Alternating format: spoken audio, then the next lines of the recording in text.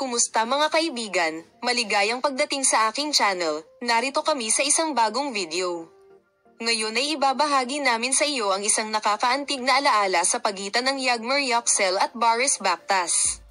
Pagkatapos ng isang mahirap na araw, nakita ng kapayapaan ng ulan ang perpektong paraan upang pasiglahin ang iyong espiritu.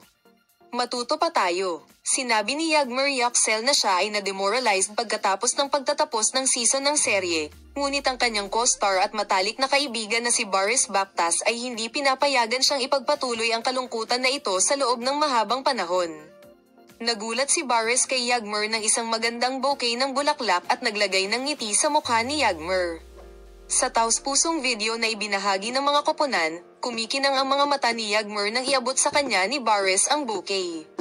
Ipinahayag niya ang kanyang pasasalamat sa kanya at sinabi na siya ay isang tunay na kaibigan at isang taong laging alam kung paano pasayahin siya.